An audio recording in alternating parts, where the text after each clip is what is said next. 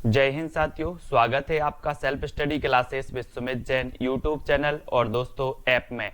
दोस्तों बहुत सारे स्टूडेंट को ऐप डाउनलोड नहीं करते बन रहा है या फिर कर भी लिया है तो कोर्स भी नहीं देख पा रहे हैं।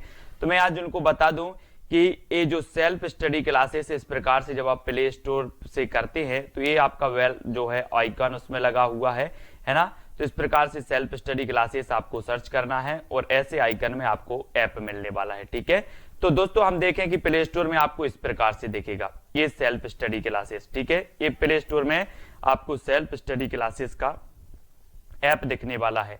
ठीक है, ये इमेज उसमें डली है, ये आइकन, ये लोगो उसमें डला है। ठीक है, अब दोस्तों इसको इंस्टॉल करना है, यहां से आप इंस्टॉल करेंगे। ठीक है, अब इंस्टॉल करेंगे तो वहां पर आपको नंबर मांगेगा, जीमेल नंबर मांगेगा, तो आपको ओटीपी आएगा, तो आप रजिस्टर करके आगे बढ़ेंगे। तो आज का जो आपका पहला प्रश्न है दोस्तों, जो भी साथी न्यू हैं वो प्लीज सब्सक्राइब कर लेना, वीडियो को लाइक और शेयर अवश्य करना है और टेलीग्राम में आपको जरूर जुड़ना है। दोस्तों आपको सर्च करना है एमपी जेल प्रहरी टेलीग्राम में, या फिर मेरा व्हाट्सअप नंबर है 9098609291। ठीक है, तो अब व्हाट्सअप ग्रुप से टेलीग्राम ग्रुप में आपको जुड़ना है। आज का आपका पहला प्रश्न जो आपको बताना है कि वृंदावन लाल वर्मा हैं तो क्या है दोस्तों? ऐतिहासिक उपन्यासकार हैं, मनोविश्लेषणात्मक उपन्यासकार हैं, जासूसी उपन्यासकार हैं या फिर पौराणिक उपन्यासकार हैं। इन चार में से बताना है दोस्तों। मैं आपको बता दूं कि जो वृंदावन लाल वर्मा हैं इनका एक उपन्यास है दोस्तों मृगनयनी। आपसे अगर कभी पूछा जाए कि मृगनयनी उपन्यास किसका है तो आप बता देना वृंदावन लाल वर्मा का है। ठीक है, और ये कैसे उपन्यासकार माने जाते हैं दोस्तों? अगर आपसे बन रहा है तो उत्तर जरूर बताएंगे। और ऐतिहासिक उपन्यासकार यानी कि जो आपका एक नंबर है वो बिल्कुल सही हो जाएगा। ठीक है, उषा जी बिल्कुल आपका हैप्पी बर्थडे है, आपको बहुत बहुत शुभकामनाएं हैप्पी बर्थडे की, है ना। और वृंदावन लाल वर्मा ऐतिहासिक उपन्यासकार माने जाते हैं। दोस्तों मनोविश्लेषणात्मक उपन्यासकार की अगर बात होती है, अगर आपसे कभी पूछा जाए कि निम्न में से बताइए मनोविश्लेषणात्मक उपन्यासकार कौन है, तो आप बता देना दोस्तों जैनेन्द्र कुमार। ठीक है, जैनेन्द्र कुमार माने जाते हैं। दूसरा दोस्तों ईलाचंद्र जोशी माने जाते हैं। ठीक है, ये माने जाते हैं। अज्ञे जी माने जाते हैं, अज्ञे, सच्चिदानंद हीरानंद बादशाह अज्ञे का नाम आपने सुना होगा, और डॉक्टर देवराज। ये चार माने जाते हैं दोस्तों मनोविश्लेषणात्मक उपन्यासकार। ठीक है, इनको याद रखेंगे आप, जैनेन्द्र कुमार, ईलाचंद्र जोशी, अज्ञे और डॉक्टर देवराज, ये मनोविश्लेषणात्मक माने जाते हैं। ऐतिहासिक उपन्यासकार आपके वृंदावन लाल वर्मा माने जाते हैं। ठीक है, जासूसी उपन्यासकार दोस्तों गोपाल राम गहमरी माने जाते हैं। तो ये इनमें से कोई भी क्वेश्चन आपसे पूछा जा सकता है और आप सभी क्वेश्चन के लिए तैयार रहेंगे। ठीक है, फिर अगला क्वेश्चन है मेवाती बोली आती है तो किसके अंतर्गत आती है? दोस्तों आपको चयन करके बताना है, मैं बोलियों से भी आपके आएंगे। ठीक है, ये आपकी 40 मिनट की कक्षा होगी, इसको आपको पूरा देखना है। और मेवाती की जब बात होती है दोस्तों तो मैं आपसे बताता हूं कि जो हमारी हिंदी का उद्भव हुआ वो अपभ्रंश रूप से हुआ, अपभ्रंश के अबहट्ट रूप से हुआ। ठीक है, और अपभ्रंश की विभिन्न अवस्थाओं से दोस्तों हिंदी की बोलियों का उदय माना जाता है। ठीक है, अपभ्रंश की विभिन्न अवस्थाओं से अगर हम बात करें कि जो हमारी खड़ी बोली है, जो हमारी मानक भाषा मानी जाती है खड़ी बोली, वो दोस्तों आपकी पश्चिमी हिंदी से निकली है। कैसे निकली है? पश्चिमी हिंदी से निकली है। और दोस्तों आपको पता होगा कि ये पश्चिमी हिंदी निकली है सौरसेनी अपभ्रंश से, सौरसेनी अपभ्रंश से, इनको याद रखेंगे। ठीक है, यहां पर मेवाती बोली पूछी गई आपसे, तो ये मेवाती बोली जो है दोस्तों ये राजस्थानी हिंदी के अंतर्गत आती है और ये उत्तरी राजस्थानी कहलाती है। क्या कहलाती है? उत्तरी राजस्थानी। और 2 नंबर आपका बिल्कुल सही हो जाएगा। मैं आपको बता देता हूं कि पूर्वी हिंदी के अंतर्गत एक कोड आपको लिखना है। पूर्वी हिंदी अगर आप नोट कर रहे हो तो नोट्स करते जाओ। पूर्वी हिंदी के अंतर्गत कौन कौन सी बोलियां आती हैं तो आप नोट करो। अब छत्तीसगढ़ी, आ ओ बा, अब छत्तीसगढ़ी, छत्तीसगढ़ी कर दो, नोट करो जल्दी से। पूर्वी हिंदी की जो बोलियां आती हैं, कोड है आपकी, ट्रैक है अब छत्तीसगढ़ी। ठीक है, तो आ से हो जाएगा अवधी, बा से हो जाएगा बघेली और छत्तीसगढ़ी से छत्तीसगढ़ी। ये 3 बोलियां जो हैं आती हैं काय के अंतर्गत? पूर्वी हिंदी के अंतर्गत। ये कोड हो गया आपका अब छत्तीसगढ़ी, इसको नोट कर लिया आपने। फिर आता है दोस्तों बिहारी हिंदी, तो बिहारी हिंदी के अंतर्गत आती हैं कौन सी? मैथिली, मगही और भोजपुरी। ये आपकी आती हैं दोस्तों काय के अंतर्गत? बिहारी हिंदी के अंतर्गत। ठीक है, और जो बिहारी हिंदी है दोस्तों, ये मागधी अपभ्रंश से विकसित हुई है, मागधी अपभ्रंश से इसका उद्भव माना जाता है ना। ये भी आपको याद रख लेना, मैं आपको बता दे रहा हूं। मागधी आपसे पूछा जाएगा निम्न में से बताइए कौन सी मागधी अपभ्रंश से विकसित भाषा मानी जाती है, तो आप मागधी का भी कोड लिख लो। मागधी से जो निकली थी दोस्तों, वो निकली थी आपका कि बिहारी का बंगला उड़ा असमिया में, बिहारी का बंगला, बंगला यहां पर बंगला उड़ा असमिया में, असमिया में, ठीक है। तो इसको याद रख लेंगे, बिहारी से बिहारी हिंदी, बंगला से बंगला, है ना, उड़ा से उड़िया और असमिया में तो असमिया। ये 4 भाषाएं थी जो मागधी अपभ्रंश से विकसित हुई और उन्हीं में से बिहारी हिंदी थी। और बिहारी हिंदी के अंतर्गत आपकी जो आती हैं वो आती हैं दोस्तों कौन कौन सी, मगही, मैथिली, भोजपुरी, इनको याद रखेंगे, ठीक है। और ये जो राजस्थानी हिंदी है, ये दोस्तों आपकी सौरसैनी अपभ्रंश से इसका उद्भव हुआ था। पश्चिमी हिंदी, राजस्थानी और गुजराती, ठीक है, इनका याद रखेंगे। यानी 3 यहां पर जो आपका मेवाती पूछा गया तो ये राजस्थानी हिंदी हो जाएगा, यानी कि जो बोलियां हैं इनसे आपको लिखना है, ठीक है। तो अगला क्वेश्चन है आपको, पंडिताई शब्द में प्रत्यय है तो वो कौन सा है। प्रश्न क्रमांक 3 का उत्तर पूछेंगे, ठीक है, आपका सही हो जाएगा। उत्तर बताना है, पंडिताई शब्द में प्रत्यय है ई का, आई का, ताई का या फिर इताई का, इन 4 में से चयन करना है। उत्तर बताए सभी लोग। आप लोग क्या करते हैं, बातें बहुत करते हैं, है ना। जब उत्तर आपसे पूछा जाता है तो आप उत्तर जरूर बताया करें, ठीक है। और यहां पर पंडिताई पूछा गया तो पंडिताई में कौन सा प्रत्यय हो जाता है। जब आपसे प्रत्यय पूछा जाता है तो आपने तद्धित प्रत्यय पढ़े होंगे, है ना, पढ़े हैं कि नहीं पढ़े हैं, कृदंत प्रत्यय पढ़े हैं और स्त्री प्रत्यय पढ़े होंगे। और यहां पर जो पंडित धन आई, पंडित धन आई, यानी बी नंबर सही हो जाता है, ठीक है। और प्रत्यय जो लगता है वो शब्द के अंत में लगता है, शब्द के बाद में लगता है, ठीक है, यानी बी नंबर आपका बिल्कुल सही होगा। अंदर है प्रश्न क्रमांक 4 का उत्तर बताना है, यथा स्थान पद में कौन सा समास है। अब समास बताना है दोस्तों प्रश्न क्रमांक 4 में, यथा स्थान, तो यथा यहां पर आया है दोस्तों, यथा आया है और यथा क्या है, अव्यय है ना। यथा ऐसा है दोस्तों जो लिंग वचन किसी भी स्थिति में इसका क्या नहीं होता, परिवर्तन नहीं होता, काय का, यथा का। तो यथा यहां पर आ गया। मैं आपको अव्ययी भाव समास की परिभाषा बताता हूं कि जिसका प्रथम पद अव्यय हो वो कहलाता है दोस्तों अव्ययी भाव समास। तो यहां पर यथा आया और यथा अव्यय है तो आप अव्ययी भाव समास लगा लेना। और संख्यावाची दिगु होता है, जैसे आपसे पूछा जाता पंचवटी में कौन सा समास है तो आप बता देते कौन सा, दिगु समास है ना, क्योंकि इसमें 5 बटों का समूह आ जाता, 5 वृक्षों का समूह आ जाता। कर्मधारा समाज में विशेषण विशिष्ट होता है। मैं अगर आपसे पूछता दोस्तों नील कमल में कौन सा समास है तो आप बता देते कि नीला है जो कमल, यानी कि दोस्तों पहला पद दूसरे पद की विशेषता बता रहा है कि कमल कैसा है, नीला है। और मैं आपसे पूछा काली मिर्च में कौन सा समास है तब भी आप बता देते कर्मधाराय समास, ठीक है। तो नील कमल में आपका कर्मधाराय हो जाता। और मैं आपसे कहता कि माता पिता में कौन सा समास है तो आप बता देते द्वंद्व समास। तो ये चारों समास यहां से क्लियर हो जाते हैं, अव्ययी भाव समास, दिगु, कर्मधाराय और द्वंद्व समास। और यहां पर आपका यथा स्थान में अव्ययी भाव समास है जो आपको याद रखना है, ठीक है, अव्ययी भाव। अब अगला बताना पक्षी शब्द का पर्यायवाची कौन सा है दोस्तों, पक्षी, द्विज, पक्षी को क्या कहा जाता है वो चीज बतानी, द्विज, खग, अंडज या फिर उक्त सभी। 4 विकल्प हैं, 5 का उत्तर बताना है। जो सबसे पहले बताएगा उसी का नाम लिया जाएगा। और किसी की जो भी समस्या हो, जो भी आप कुछ पूछना चाहते हैं, वो क्लास के लास्ट में 5 मिनट आपको दिए जाते हैं। 5 मिनट में आप अपने प्रश्न पूछ सकते हैं, कहीं भी कोई डाउट लगता है वो पूछ सकते हैं, ठीक है। और पक्षी शब्द को, पक्षी को और क्या कहा जाता है ये आपको बताना है। तो दोस्तों आपको पता है पक्षी को द्विज कहा जाता है, ठीक है, खग कहा जाता है, अंडज भी कहा जाता है, यानी कि आपका उत्तर क्या हो जाएगा, उक्त सभी। उक्त सभी आपका बिल्कुल सही है, ठीक है, ये याद रखना। 5 का उत्तर उक्त सभी, यानी 4 नंबर आपका बिल्कुल सही हो जाता है, उक्त सभी वाला। अगला है स्वार्थ सुकृत न श्रम वृथा, देखी बेहंग विचार, बाज पराए पानी परी, तू पच्छिन न मार। तो यहां पर 6 का उत्तर बताना है। यहां पर कौन सा अलंकार है दोस्तों, स्वार्थ सुकृत न श्रम वृथा देखी बेहंग बेचारी। यहां पर आपको अलंकार, अलंकार का वीडियो आपने नहीं देखा होगा, हमें पता है, क्योंकि आप लोग देखते कहां हैं, आप लोग तो सिर्फ मस्ती करने आते हैं। और यहां पर अन्योक्ति अलंकार हो जाएगा, स्वार्थ सुकृत न श्रम वृथा बेहंग बेचारी पराय, बेहंग बेचार बाज पराये पानी परी तू पंचिन्ना मारी। ये दोस्तों यहां पर अन्योक्ति अलंकार हो जाता है, जहां पर अन्य के लिए कोई युक्ति कही जाती है वहां पर अन्योक्ति, यानी कि बी नंबर आपका बिल्कुल सही हो जाएगा। ठीक है, बी नंबर।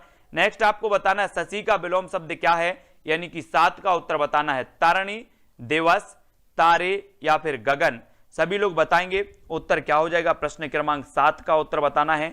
दोस्तों जितने भी साथी बात कर रहे हैं पुलिस एग्जाम की या चौहान सर की, तो हम लोगों का एक पूरा ग्रुप है, जितने भी यूट्यूबर हैं हम लोग सभी का ग्रुप है, सभी की बात होती है, चर्चा होती है ना।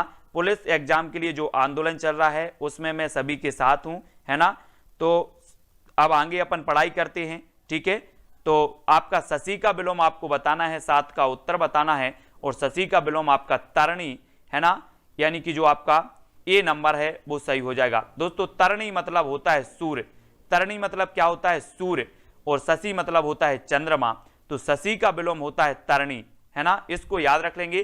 तरणी 2 प्रकार से लिखा जाता है दोस्तों, इस प्रकार से, ये ता रा, और इसमें बड़ी की मात्रा अगर लगी हो तो इसका मतलब होता है नाव। ममता एमसी जी, अगर बड़ी की मात्रा लग जाए तो इसका सही अर्थ होता है नाव, और छोटे ई की लग जाए तो इसका अर्थ होता है सूर्य। तो तरणी और तरणी में अंतर होता है, इसको आप लोग समझ लेना, तरणी और तरणी, है ना। तो यहां पर जो तरणी है ये सूर्य और ये शशि, तो शशि का हो जाता है क्या, सूर्य, इसको याद रखेंगे। ठीक है, गोपियां यहीं श्री कृष्ण से मिला करती थी। वाक्य है स्थान बोधक संरचना, विनम्रता सूचक संरचना, दिशा बोधक संरचना या फिर विधि सूचक संरचना।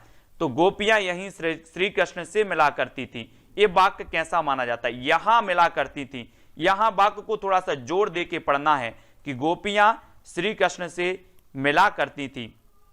यहीं, यहीं मतलब किसी स्थान की बात हो रही है, तो आपका क्या हो जाएगा,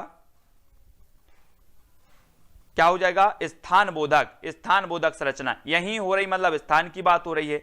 तो आपका जो ए नंबर है वो आपका सही हो जाएगा, गोपियां ही श्री कृष्ण से मिला करती थी, स्थान बोधक हो जाएगा। निष्कपट में कौन सी संधि है दोस्तों, निष्कपट, गुण स्वर संधि, यण स्वर संधि, व्यंजन या फिर विसर्ग संधि, यानी कि प्रश्न क्रमांक 9 का उत्तर लिखना है आपको। हाँ, इससे एमपीएसआई में भी ऐसा ही पैटर्न पूछा जाता है। और निष्का हो जाएगा दोस्तों आपका नेह धन कपट, नेह धन कपट बराबर क्या होगा, निष्कपट। और यहां पर आपका विसर्ग आ गया, है ना, तो विसर्ग आ गया तो आपकी विसर्ग संधि हो जाएगी 4 नंबर। ठीक है, 4 नंबर आपका सही हो जाएगा। ठीक है, अगला आपको बताना है रतलाम जिले में बोली जाने वाली प्रमुख बोली है तो कौन सी है। रतलाम के बारे में बताना, ये 4 विकल्प हैं। और दोस्तों मैंने रतलाम के बारे में कई बार बताया है कि जो रतलाम है, यहां पर दोस्तों सैलाना अभ्यारण्य है। मैं जब जीके पढ़ाता हूं आपको रात में, तो रतलाम में बताता हूं कि सैलाना अभ्यारण्य है, अंगूर अनुसंधान केंद्र है। लेकिन यहां पर रतलाम जिले में बोली जाने वाली बोली की बात हो रही है, यानी कि जो रतलाम है, यहां पर सिर्फ इतनी चीजें आपको कॉमन सेंस लगानी है कि रतलाम काय में आता है, मालवा में, रतलाम काय में आता है, मालवा में आता है। ठीक है, तो यहां पर कौन सी बोली बोली जाएगी, मालवी। अब आप लोग यही तो नहीं समझते, पहले जिलों को अपन ने देख लिया कि कौन सा बुंदेलखंड क्षेत्र में आता है, कौन सा मालवा क्षेत्र में आता है, कौन सा रीवा पन्ना के पठार में आता है। इनको थोड़ा सा आप समझो। अगर आपको पता होता कि रतलाम मालवा में आता है तो आप बता देते कि यहां पर मालवी बोली बोली जाती, यानी कि यहां पर मालवी आपका सही हो जाएगा। रतलाम, उज्जैन, यहां पर दोस्तों मालवी मालवा में आते हैं, इसलिए यहां मालवी में। और मालवी आपको पता है, ये मालवी राजस्थानी हिंदी की बोली मानी जाती है। मालवी, मालवी, मारवाड़ी, मेवाती, ये राजस्थानी की हैं दोस्तों। ठीक है, और यहां पर नदी शब्द का अर्थ नहीं है, ये बताना है। तटनी, स्रोतवाहिनी, निर्झर या फिर सरित, नदी के हमेशा पूछे जाते हैं दोस्तों, एग्जाम कोई भी हो, नदी के पर्यायवाची पूछे जाते हैं। कमल के पर्यायवाची पूछे जाते हैं, जल के पर्यायवाची पूछे जाते हैं, है ना, ब्रह्मा के पर्यायवाची पूछे जाते हैं। मैं आपको बताऊंगा कि कौन कौन पर्यायवाची पूछे जाते हैं हमेशा। और नदी शब्द का जो अर्थ नहीं है पूछा तो नदी को तटनी कहते हैं, स्रोत स्वती कहते हैं, है ना, निर्झर मतलब ये नहीं हो जाएगा, निर्झर नहीं कहते, सरिता सरित ये कहा जाता है। तो आपका जो 3 नंबर है वो बिल्कुल सही हो जाएगा, निर्झर। ठीक है, सी नंबर आपका सही हो जाता है। फिर अगला क्वेश्चन आपसे पूछा जाता है, नेबुला का हिंदी पारिभाषिक शब्द क्या होता है? आदर्शात्मकता होता है, निहारिका होता है, अमिश्रित होता है, या फिर तट संबंधी। दोस्तों आपने पढ़े होंगे काय में, साइंस में पढ़े होंगे, क्या पढ़े होंगे? मंदाकिनी, आकाशगंगा, नेबुला, निहारिका, ये सभी आपने पढ़े होंगे भूगोल में, है ना, भूगोल में पढ़े हैं। और नेबुला का हिंदी पारिभाषिक जो शब्द होता है वो होता है निहारिका। निहारिका यानी कि जो 2 नंबर है, बी नंबर है, वो आपका बिल्कुल सही हो जाएगा। ठीक है, सभी लोग वीडियो को लाइक जरूर करेंगे। और अगला शब्द है, आपका प्रश्न है, ऋण शब्द कैसा है दोस्तों? ऋण तत्सम है, तद्भव है, देशज है, या फिर संकर है? मैंने आपको कई बार बताया है दोस्तों कि तत्सम शब्द वो कहलाते हैं जो संस्कृत के ज्यों के त्यों हिंदी में प्रयोग हो रहे हैं, कोई परिवर्तन नहीं हुआ। ठीक है, फिर तद्भव की बात आती है तो तद्भव शब्द वो हैं जो आए तो संस्कृत से हैं लेकिन हिंदी में आके उनका रूप क्या हो गया? परिवर्तित हो गया, तो वो तद्भव हो गए, है ना। फिर दोस्तों आता है देशज। देशज यानी कि अपनी देसी भाषा में जो उत्पन्न हुए हैं वो देशज कहलाते हैं। और संकर शब्द यानी कि दोस्तों 2 भाषाओं का जो मिश्रित होता है वो होता है संकर शब्द, है ना। तो यहां पर जो ऋण शब्द है, ऋण, ये आपका तत्सम है। तत्सम यानी कि 2 नंबर आपका बिल्कुल सही हो जाएगा, बी नंबर आपका बिल्कुल सही है। और अब आपको बताना है, अब तब करना मुहावरे का अर्थ क्या है? अब तब यानी कि आजकल करना, टाल मटोल करना, बहाना करना, या फिर उक्त सभी, क्या हो जाएगा? अपन बोलते ना कि यार वो तो अब तब कर रहा है, मैंने उसको 5,000 रुपए दे दिए थे और वो अब तब कर रहा है। तो अब तब करना मतलब आजकल करना भी होता है, टाल मटोल करना भी होता है, बहाना करना भी होता है ना। तो आपका अब तब करना यानी उक्त सभी, डी नंबर आपका बिल्कुल सही हो जाएगा, डी नंबर। ठीक है, डी नंबर आपका सही है दोस्तों। अगला है, मध्य प्रदेश से प्रकाशित साहित्यिक पत्रिका कौन सी थी? आपको पता है दोस्तों कि जब मध्य प्रदेश की बात होती है तो मध्य प्रदेश का प्रथम समाचार पत्र माना जाता है कौन सा? ग्वालियर अखबार। ग्वालियर अखबार ये दोस्तों ग्वालियर से प्रकाशित हुआ था और ये उर्दू भाषा में प्रकाशित हुआ था। ये मध्य प्रदेश का प्रथम समाचार पत्र था। लेकिन अगर आपसे पूछा जाए कि मध्य प्रदेश का प्रथम हिंदी में प्रकाशित समाचार पत्र कौन सा था, तो आपका उत्तर हो जाएगा मालवा अखबार। ठीक है, जो कि इंदौर से प्रकाशित हुआ था। और मध्य प्रदेश से प्रकाशित साहित्यिक पत्रिका का जो नाम है वो है समागम। क्या नाम है दोस्तों? समागम। और 1 नंबर आपका बिल्कुल सही हो जाएगा, ए नंबर आपका सही हो जाएगा। ठीक है, 1 नंबर। इसको आपको बहुत अच्छे से पढ़ना है। ज्ञान मंडल बृहत हिंदी कोश में लगभग दोस्तों 1,50,000 शब्द हैं। ये आपको बताना है किस प्रकार का वाक्य है। ज्ञान मंडल बृहत हिंदी कोश में 1,50,000 शब्द हैं। ये आज्ञा सूचक वाक्य होगा, इच्छा सूचक हो जाएगा, विधानवाचक हो जाएगा, या संकेतार्थक हो जाएगा। तो दोस्तों इसमें कोई संकेत नहीं दिया गया तो ये कट गया आपका, इसमें कोई आज्ञा नहीं दी गया तो ये भी कट गई, है ना। अब इच्छावाचक और विधानवाचक 2 चीजें आपको होती हैं और 2 चीजें में आपका यहां पर इच्छा से आप नहीं कर रहे। आप बोलते हो कि आपकी यात्रा मंगलमय हो, आप इच्छा से बोलते हो, ठीक है। लेकिन यहां पर तो एक बात कही गई है जो विधान है, जो विदित है ना, वो कही गई है कि ज्ञान मंडल बृहत कोश में 1,50,000 शब्द हैं। तो ये आपका विधानवाचक वाक्य हो जाएगा, यानी 3 नंबर आपका बिल्कुल सही हो जाएगा, सी नंबर आपका सही हो जाएगा। ठीक है, हिंदी में आप जितनी ज्यादा प्रैक्टिस करोगे उतनी ज्यादा पकड़ हिंदी में आप बनती जाएगी। विलोम शब्द युग में नहीं है तो कौन सा नहीं है? मुक्ति का विमुक्ति, पूर्वान का अपराह्न, सरल का जटिल, नीरव का ध्वनि। अब विलोम शब्द युग में नहीं है बताना है दोस्तों, तो कौन सा नहीं है, कौन सा नहीं माना जाता? तो आपने विलोम शब्द पढ़े हैं दोस्तों, पहली कक्षा से ही विलोम चालू हो गया था आपका, और आपका यहां पर सही होगा मुक्ति का विमुक्ति। मुक्ति का विमुक्ति ये दोस्तों आपका विलोम शब्द नहीं होता, यानी कि आपका जो 1 नंबर है अंश जी, 1 नंबर आपका बिल्कुल सही है। पूर्वान का अपरवान ये है, सरल का जटिल है, नीरव का ध्वनि भी है, ये तीनों तो सही हैं। फिर आपने देखा कि मुक्ति का विमुक्ति ये विलोम नहीं है एक दूसरे के, यानी आपका उत्तर ए नंबर बिल्कुल सही हो जाता है। ठीक है, अब आपको दोस्तों शुद्ध वाक्य बताना है। देखो जो पर्यायवाची हैं, जो विलोम है, इनकी कोई ट्रिक नहीं होती, इनको आपको अभ्यास करना है। जितना आप पढ़ोगे उतने ज्यादा आपको क्लियर होंगे शब्द, उतनी ज्यादा चीजें आपको क्लियर होंगी। तो आप लोग प्रैक्टिस जरूर किया करें। शुद्ध वाक्य बताना है। अब कोयल का कंठ सबसे मधुरतम है, मोहन और रीता दोनों तैर रहे हैं, उसके अंदर कई दोष हैं, आकाश बहुत उच्च है। तो आपको बताना है इसमें शुद्ध वाक्य कौन सा है। शुद्ध वाक्य का चयन करना है दोस्तों, और आपको पता होगा दोस्तों कि यहां पर आ गया क्या, सबसे, है ना, और यहां पर आ गया दोस्तों, ठीक है, और ये मोहन और रीता दोनों तैर रहे हैं, ये 2 नंबर जो है वो आपका सही हो जाता है। 2 नंबर आपका सही हो जाता है, बी नंबर जिनने बताया है बी आपका सही हो जाता है।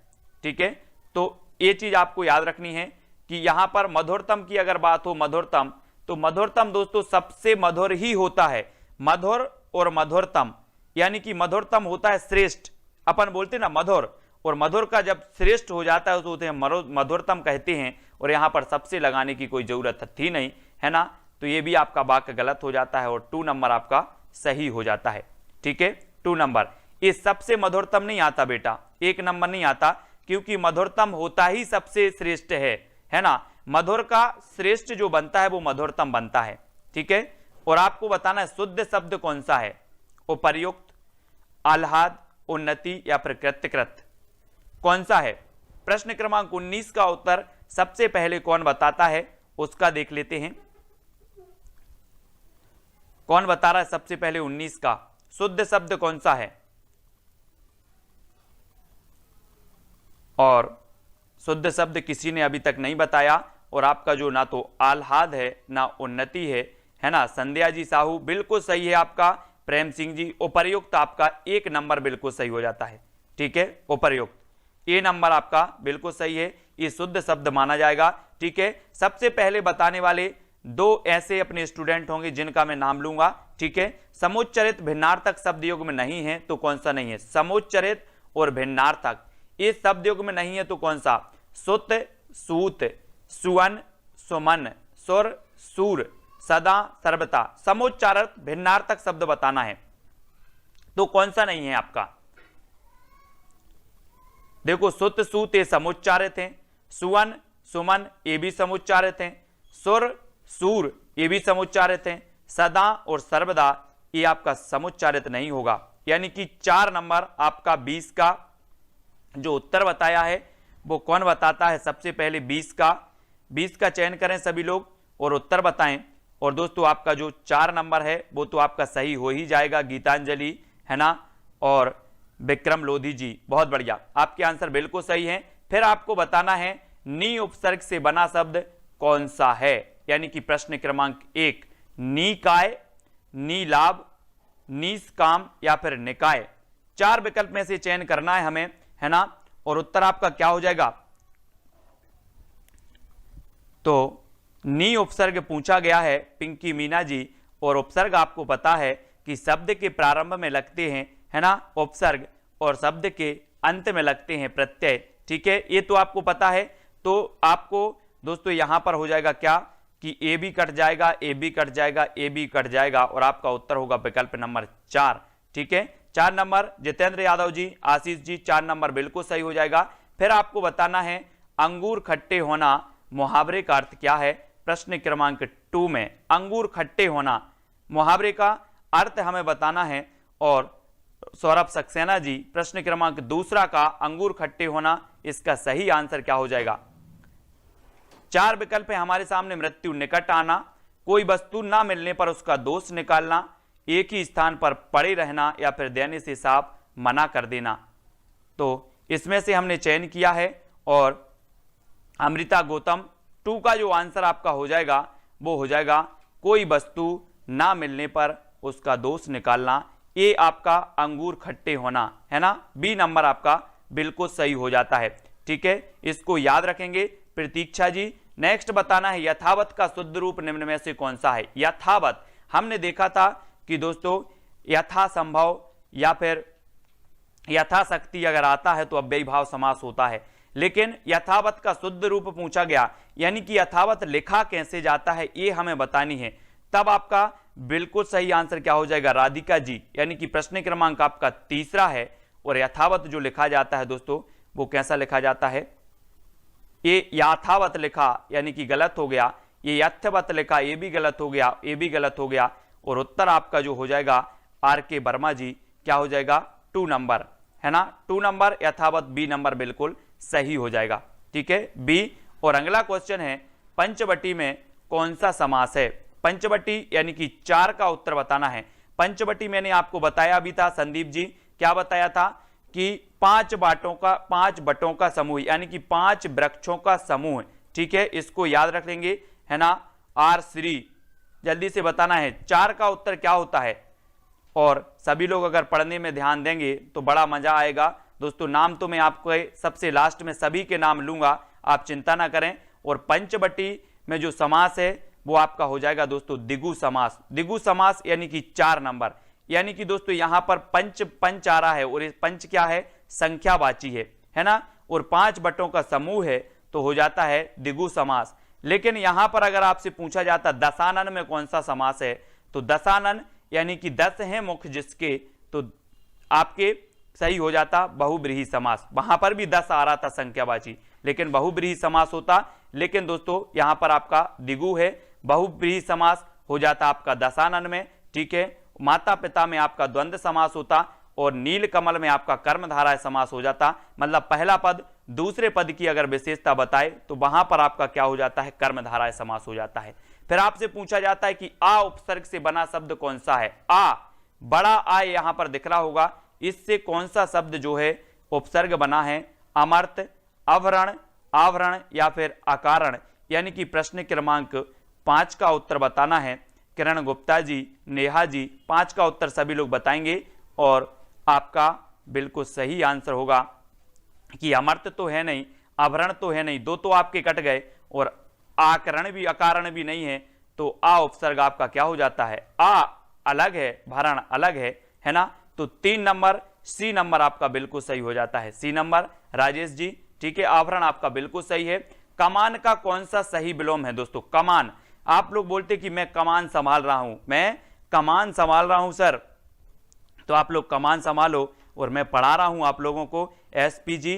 कमान का जो विलोम होता है वो होता है तीर, और तीर कमान आप बोल देते हो, है ना। जैसे हम पढ़ते हैं संधि का विलोम होता है विच्छेद, संधि का विलोम विच्छेद, वैसे ही तीर का कमान, तीर का विलोम कमान, कमान का विलोम क्या होता है, तीर, कमान का तीर। इस प्रकार से कमान का तीर और संधि का विलोम विच्छेद। तो इनको पढ़ते जाएं, 3 नंबर आपका बिल्कुल सही हो जाएगा। त्रिफला बताना है, त्रिफला में कौन सा समास है दोस्तों। त्रिफला कर्मधारय हो जाएगा, द्वंद्व, बहुब्रीहि या फिर द्विगु समास हो जाएगा। तो त्रिफला में हमें देवेंद्र जी बताना है कि त्रिफला में कौन सा समास हो जाता है। और आपको पता भी है कि सर 3 फलों का क्या हो जाएगा, समूह हो जाएगा। ठीक है, अंकिता सिंह जी प्रश्न क्रमांक 7 में त्रिफला दिया है, और त्रिफला में आप क्या बता देते हो, द्विगु समास, 3 फलों का समूह, है ना। जैसे हम बोले त्रिमास, त्रिमासिक, है ना, 3 मासों का समूह। ठीक है, और द्विगु यहां पर आपका हो जाएगा 4 नंबर ममता जी, 4 नंबर द्विगु समास बिल्कुल सही होगा।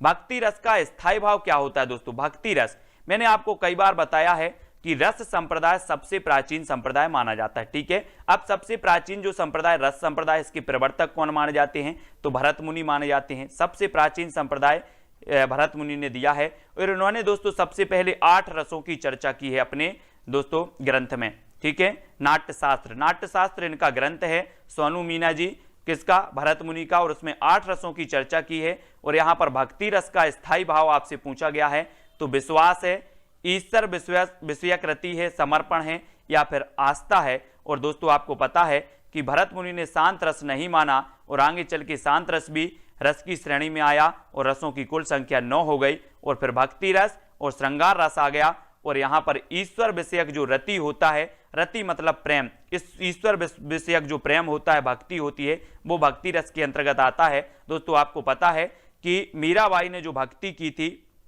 वो भक्ति रस के अंतर्गत आती है, इन्होंने दोस्तों श्री कृष्ण को ही अपना सब कुछ माना और श्री कृष्ण से ही प्रेम किया। वो जो प्रेम था, वो जो रति के भाव थे, वो दोस्तों भक्ति मानी जाती है। भक्ति का क्या माना जाता है? स्थायी भाव माना जाता है, यानी कि ईश्वर विषयक रति। ठीक है, संकल्प के लिए सही संधि विच्छेद क्या होगा दोस्तों?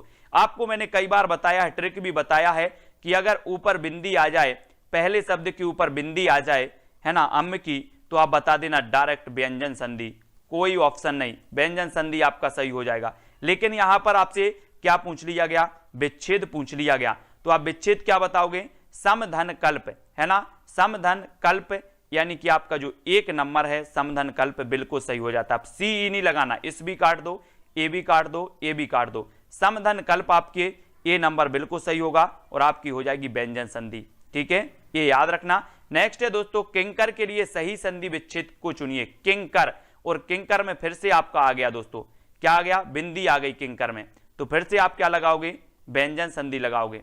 और किम का क्या हो जाएगा?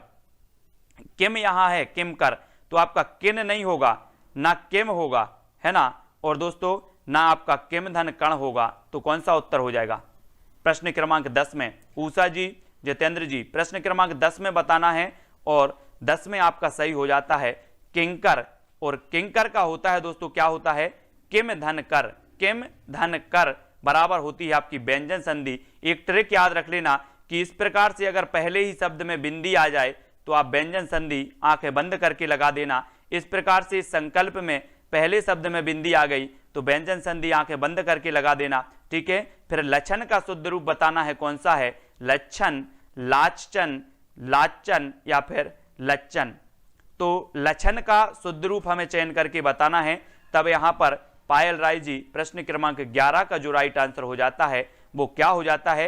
रोज आपका 3:20 पर हिंदी दोस्तों हम पढ़ेंगे, हिंदी का अभ्यास करेंगे। आप जितना ज्यादा अभ्यास करोगे उतनी ज्यादा आपकी दोस्तों क्या हो जाएगी? हिंदी में कैपेसिटी बढ़ेगी, हिंदी का ज्ञान बढ़ेगा। ठीक है, और लक्षण का होता है क्या? हम बोलते हैं कि एक भी लक्षण अच्छे नहीं है, है ना, बोले लक्षण सुधारो, लक्षण अच्छे लक्षण लाओ, इस प्रकार से बोलते ना, तो ये लक्षण जो है एक नंबर का बिल्कुल सही हो जाएगा। ठीक है, एक नंबर, ए नंबर सही हो जाएगा। फिर आपसे पूछा जाएगा कि जो बाद में अधिकारी बने के लिए एक शब्द क्या होगा? एक शब्द बताना है दोस्तों, जो हम पहली दूसरी से पढ़ते हुए आ रहे हैं, संजय जी, आशीष जी, जो बाद में अधिकारी बने इसके लिए एक शब्द क्या हो जाएगा? उत्तराधिकारी, उत्तराधिकारी, उत्तराधिकारी या फिर उत्तराधिकारी। तो देखो उत्तारा तो होता नहीं, ये भी आपका कट गया। अब इसमें आपको कंफ्यूज होगा, और उत्तरा भी नहीं होता, है ना, उत्तराधिकारी नहीं होता, तो आपका क्या हो जाएगा दोस्तों? उत्तराधिकारी। अब देखो इसमें क्या है, यहां पर लिखा है उत्तराधिकारी, करी लिखा है, शब्द को जो गौर से पढ़ना है, यहां पर करी लिखा है और यहां पर कारी लिखा है, तो उत्तराधिकारी यानी कि जो सी नंबर है, देखो कुछ लोगों ने एक बता दिया, एक नंबर। आप थोड़ा सा शब्द को देखो दोस्तों, यहां पर आ गया करी और यहां पर आया कारी, और हमें बताना है उत्तराधिकारी, है ना। तो 3 नंबर जिनने बताया उनके लिए बहुत बहुत शुभकामनाएं, बिल्कुल सही बताया है आर के वर्मा, है ना, युगल जी, 3 नंबर है इसका। और 13 का उत्तर आपको बताना है राहुल उइके, 13 का बताएंगे, जिसने ऋण उतार दिया हो उसके लिए क्या कहा जाता है? ऋणी, उऋण या फिर अनऋण। दोस्तों आपको पता है जिसने ऋण लिया है उसे ऋणी कहा जाता है, तो पहला तो आपका वैसे ही कट जाता है। ठीक है, अब जिसने उतार दिया हो उसे उऋणी कहते हैं या उऋण कहते हैं, अनऋण भी आपका कट जाता है। अब 2 में से आपको 2 विकल्प है, 2 में से आपको चुन लेना है। प्रश्न क्रमांक 13 का, और 13 का लक्ष्मी जी जो आपका बिल्कुल सही आता है वो होता है उऋण, उऋण होता है दोस्तों, जिसने ऋण उतार दिया हो उसके लिए कहेंगे उऋण, यानी कि 3 नंबर सी नंबर आपका बिल्कुल सही है राघवेंद्र जी, बहुत बढ़िया। फिर कामदेव के लिए सही पर्यायवाची वाले शब्दों की पंक्ति बतानी है। कामदेव के लिए दोस्तों ऐसे क्वेश्चन कई पूछे जाते हैं व्यापम में, इसलिए ऐसे क्वेश्चन के लिए आप तैयार रहना है, क्योंकि यहां गलती आपकी सबसे ज्यादा होती है दोस्तों। अनंग मर्दन मनोज, अनंग मादन मनोज, अनंग मदन मनोज, अनग मर्दन मनोज। अब आप बताओ कि दोस्तों यहां पर अनंग अनंग आया है तो अनंग तो आ गया, मतलब अनंग तो हो गई। ठीक है, मनोज मनोज सब में आ गया है तो मनोज भी है। अब एक फंसी है, मर्दन होगा कि मदन होगा, एक आपकी फंस गई तो आपका होगा दोस्तों क्या? मदन। तो आपका जो उत्तर हो जाता है कि अनंग, मदन और मनोज, यानी कि आपका सही उत्तर क्या हो जाता है 3, सी नंबर आपका सही हो जाता है। दोस्तों आप यहां पर सर्च करें कि अनंग अनंग सब में आ गया तो अनंग आपका हो गया, है ना। अब मर्दन ये आ रहा था तो आपका 3 नंबर, मनोज मनोज भी आ रहा था तो मनोज भी आपका हो जाता, सी नंबर आपका बिल्कुल सही है राधिका वर्मा जी। नेक्स्ट आपको बताना है मोहन त्रासती मुख नटती आंखन सो लपटाती, है ना, एची छोड़ावती ईचिकर आंगे आवती जाती। इसमें हमें बताना है रस कौन सा है। रस मोहन त्रासती मुख नटती आंखन सो लपटाती एची छुड़ावत ईचिकर आंगे आवती जाती, इसमें कौन सा रस हो जाएगा। रस को पढ़ना है दोस्तों। रस बहुत ही दोस्तों कई बार पूछे जाते हैं, 1-2 प्रश्न आपकी हर परीक्षा में पूछे जाते हैं और यहां पर आपका श्रृंगार रस हो जाता है। मोहन त्रासती मुख नटती, है ना, आंखन सो लपटाती और एची छुड़ावत ईचिकर आंगे आवती जाते। श्रृंगार रस के 2 भेद होते हैं दोस्तों। क्या होता है श्रृंगार रस के 2 भेद होते हैं, एक संयोग श्रृंगार और एक वियोग श्रृंगार। आपको पता है कि जब सीता जी का हरण हुआ, सीता जी का जब हरण हुआ तो राम जी ने कहा था कि हे खग मृग हे मधुकर श्रेणी तुम देखी सीता मृग नैनी, यानी कि राम जी क्या पूछ रहे थे, खग और मृगों से पूछ रहे थे कि सीता जी कहां हैं, आप बताइए आपने देखी है क्या। यानी कि ये वियोग की दशा थी, किसकी, राम की, तो ये वियोग श्रृंगार हो जाता। लेकिन आपसे एक और उदाहरण दिया जाता कि राम को रूप निहारत जानकी कंगन के नग की परछाई याते सब सुध भूल गई कर टेक रही पल टारत नाही। मतलब राम को रूप देख के जानकी सब सुध बुध भूल गई। तो यहां पर दोस्तों आपका संयोग श्रृंगार हो जाता है। ये संयोग और वियोग श्रृंगार आपको बहुत अच्छे से पढ़ना है ना। घर के लिए सही पर्यायवाची वाले शब्दों का पंक्ति को चुनना है। घर जिसमें आप रहते हो घर वो बतानी है। सदन निकतन गेह, सदन निकतन गेह, तो आपको एक चीज तो पता है दोस्तों कि घर को निकेतन कहा जाता है, एक शब्द है गेह भी कहा जाता है। तो आपकी 2 चीजें क्लियर हो जाती हैं कि निकेतन कहा जाता है, गेह कहा जाता है और सदन कहा जाता है। तो यहां पर आपका सही उत्तर क्या होगा,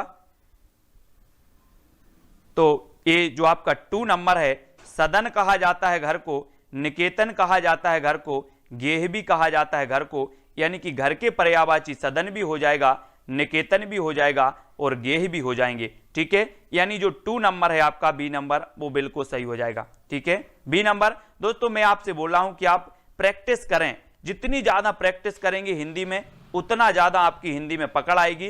अंत प्रत्यय से बना शब्द कौन सा है, अंत प्रत्यय, और प्रत्यय आपको याद रख लेना है। हमेशा कई बार होता है क्या है कि प्रत्यय पूछा गया, कुछ लोग उपसर्ग लगा के आ जाते हैं, तो प्रत्यय मानसिकता बनाओ कि प्रत्यय दोस्तों बाद में लगता है संजय जी और उपसर्ग लगता है शब्द के पहले।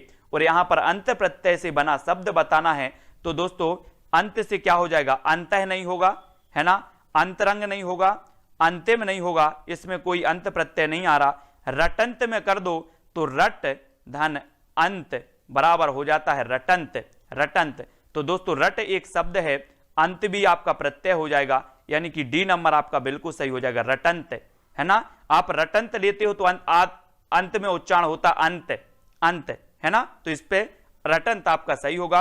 करुण का कौन सा सही विलोम शब्द है, करुण का। सभी लोग ध्यान रखेंगे दोस्तों, रोज 3:20 पर अपनी हिंदी की क्लास होती है ना। रात्रि 11 बजे जीके का डोज होता है, तो जरूर पढ़ें। और करुण का जो सही विलोम शब्द है निष्ठुर, निष्ठुर, निष्ठुर या फिर निष्ठुर, करुण का बताना है और विलोम बताना है। हम क्या करते हैं, किसी के प्रति करुणा, करुणा दर्शाते हैं, है ना। और कोई कोई व्यक्ति क्या करता है, बड़ा निष्ठुर होता है। और निष्ठुर जो हम करते हैं दोस्तों, तो निष्ठुर इस प्रकार से लिखा जाता है, ना कि इस प्रकार से, ना स्ठुर और ना निष्ठुर, है ना। निष्ठुर इस प्रकार से लिखा जाता है, यानी 2 नंबर। बी नंबर बिल्कुल सही बताया विकलेश जी, है ना, और यतेंद्र कुमार सिंह जी। ठीक है, अब आपको बताना है इस करुणा कलित हृदय में क्यों विफल रागिनी बजती, इसमें कौन सा अलंकार है। इस करुणा कलित हृदय में क्यों विफल रागिनी बजती, श्लेष अलंकार, यमक अलंकार, अनुप्रास, उपमा अलंकार, ये 4 विकल्प हैं दोस्तों। यहां पर आपका आया है करुण, यहां पर आया कलित, है ना, हृदय में क्यों विफल रागिनी बजती। अब आपको दोस्तों यहां पर चयन करना है कि आपका सही उत्तर क्या हो जाएगा।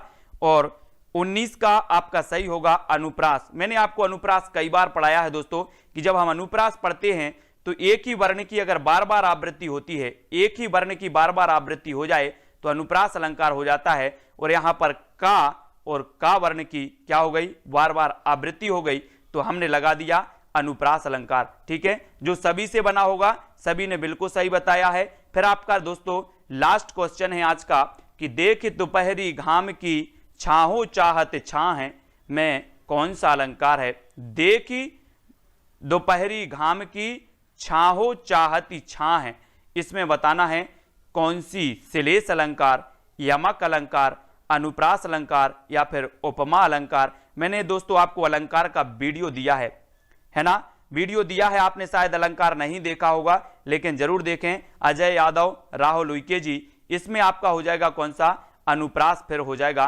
कैसे आपने पढ़ा है कि दा फिर आया और फिर दा आया, दा की फिर आवृत्ति हो गई और आपने बता दिया कि सर इसमें अनुप्रास अलंकार है। भोजनालय में कौन सी संधि है दोस्तों, आप संधि रोज पढ़ते हैं लेकिन आपको संधि आज बतानी है, यहां पर टेस्ट आपको देनी है जो भी महत्वपूर्ण है। सबसे पहले कौन उत्तर बताता है आज हम चयन करने वाले हैं। कितने साथी हैं जो सही उत्तर भी बता पाते हैं और भोजनालय में संधि बतानी है। और 4 संधि आपके सामने दे दी जाती हैं कि सर पहली संधि है गुण स्वर संधि, दूसरी व्यंजन संधि, तीसरी विसर्ग संधि और चौथी है दीर्घ संधि। और यहां पर मैंने आपको बताया था कि अगर बड़े आ की, बड़ी ई की, बड़े ओ की मात्रा आ जाए तो आप लगा देना कौन सी संधि हो जाएगी, दीर्घ स्वर संधि। यानी कि दोस्तों विकल्प नंबर जो आपका डी है 3 नंबर 4 नंबर है दीर्घ स्वर संधि। भोजन धन आलय बराबर होता है दोस्तों भोजनालय। ठीक है, भोजन ये आपको याद रख लेना है। ठीक है, भोजन धन आलय। ठीक है, भोजन धन आलय। तो दोस्तों ये आ, बड़ा आ और आ मिलकर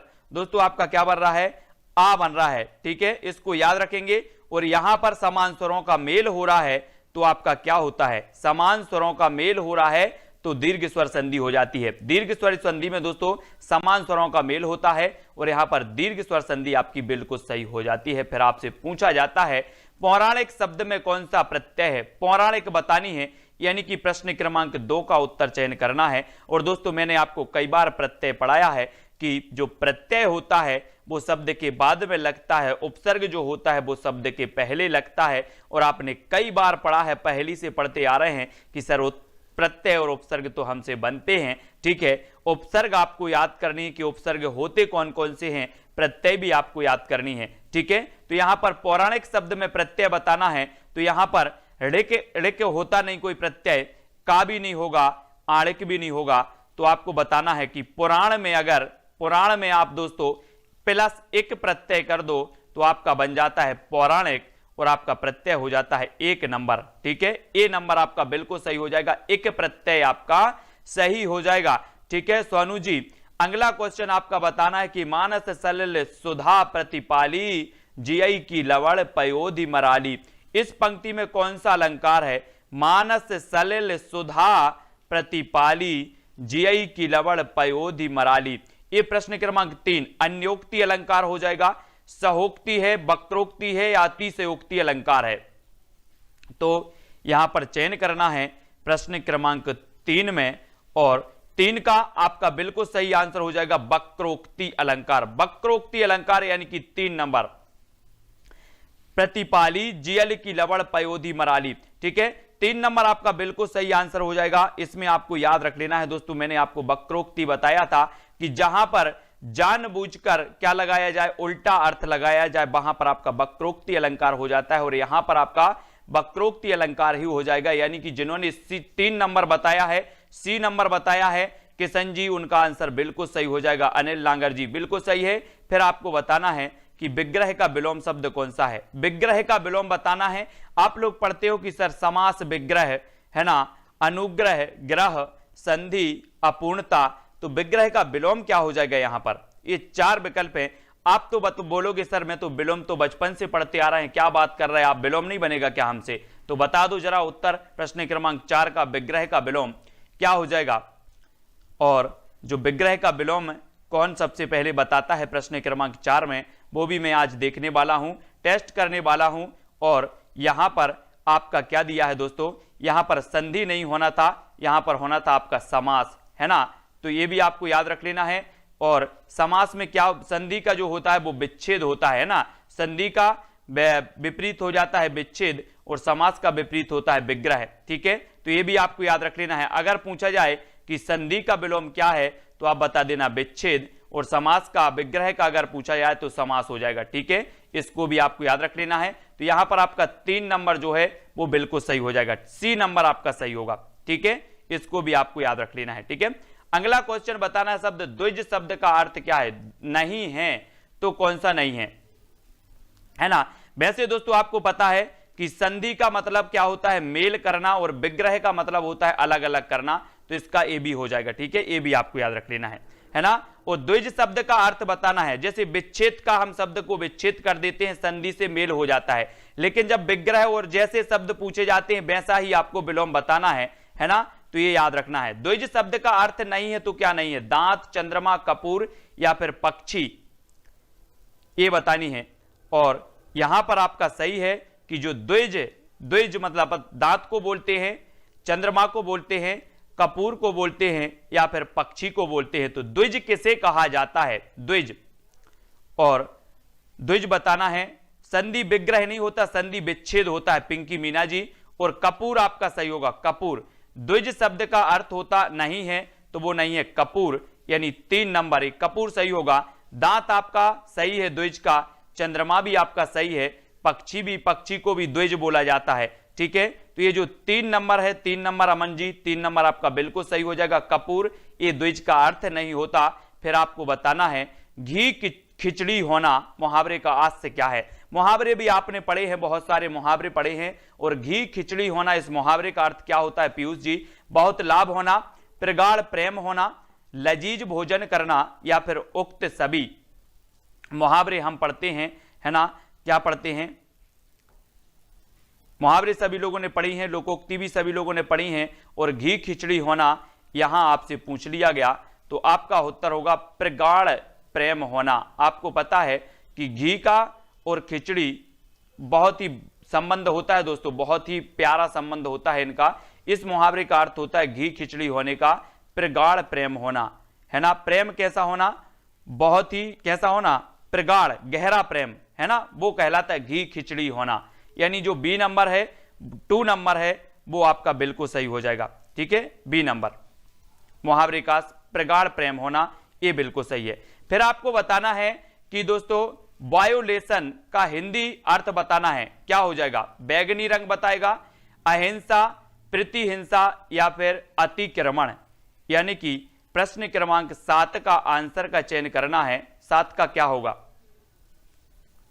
7 का उत्तर बताना है, 7 का चयन करना है। 7 का क्या हो जाएगा दोस्तों आपको, और प्रश्न क्रमांक 7 में आपका बिल्कुल सही आंसर होगा अतिक्रमण। क्या हो जाएगा, अतिक्रमण हो जाएगा। ठीक है, ये अतिक्रमण वाला आपका बिल्कुल सही हो जाएगा प्रश्न क्रमांक 7 में। और किसी को कोई डाउट लगता है तो वो क्या करें कि अंत में हम 5 मिनट आपको दे देंगे कि आप 5 मिनट में कोई डाउट लगता है किसी प्रश्न में, वो आप पूछ सकते हैं। ठीक है, अगर बीच में आप डिस्टर्ब करेंगे तो उसमें गड़बड़ हो जाता है। मेरी जो लय है, जो आपकी पढ़ाने का वो है, वो सब क्या हो जाता है, गड़बड़ हो जाता है। इसलिए बीच में किसी भी प्रकार के कोई प्रश्न ना पूछें। 5 मिनट आपको दिए जाएंगे, किसी भी प्रश्न में डाउट लगे मैं वो क्लियर करूंगा।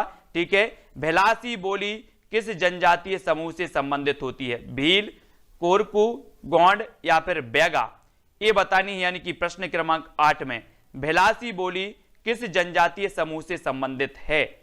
बहुत ही बढ़िया है दोस्तों, ये बोलियां भी आपको याद रखनी नहीं है। ठीक है, खड़ी बोली किसके अंतर्गत आती है, ब्रज भाषा किसके अंतर्गत आती है, ये सारी जो होती हैं वो आपको याद रखनी नहीं होती हैं दोस्तों बोलियां, है ना। आपसे पूछा जाएगा ग्वालियर में कौन सी बोली बोली जाती है ना, और इंदौर में कौन सी बोली बोली जाती है। तो आपको जो पठार मैंने आज पढ़ाए हैं ना, पठार अगर आपको आते हैं कि बुंदेलखंड के पठार के अंतर्गत कौन कौन से जिला आते हैं, मालवा के पठार के अंतर्गत कौन कौन से जिला आते हैं, बघेलखंड के पठार के अंतर्गत कौन कौन से जिला आते हैं, ये अगर चीज आपको क्लियर है तो आप बिना पढ़े ही बोली के बारे में बता दोगे। ठीक है, तो ये भिलासी बोली भील जनजाति की है ना, ये याद रख लेना दोस्तों। और मध्य प्रदेश की सबसे बड़ी जनजाति भी कौन सी है, भील जनजाति है। ठीक है, उसके बाद आता है गौंड जनजाति का नाम। ठीक है, तो याद रख लेना भील, यानी कि 1 नंबर आपका सही होगा। हो चुका उससे यह काम वाक्य कैसा है? हो चुका उससे यह काम, ये वाक्य बताना है। तो बताएंगे क्या हो जाएगा? निषेध परक संरचना, विनम्रता सूचक संरचना, विधि सूचक संरचना, कारण कार्य संबंध संरचना, ये हमें बताना है। तो फूला रानी जी, राज कपाड़िया जी, प्रश्न क्रमांक 9 का उत्तर अपना क्या हो जाएगा? हो चुका उससे यह काम वाक्य जो है ये कैसा वाक्य हो जाएगा? देखो निषेध परक तो है ही नहीं, मतलब ये कट गया, ठीक है। फिर आपको विनम्रता सूचक लग रहा क्या? लग रहा क्या? ये भी नहीं लग रहा। तो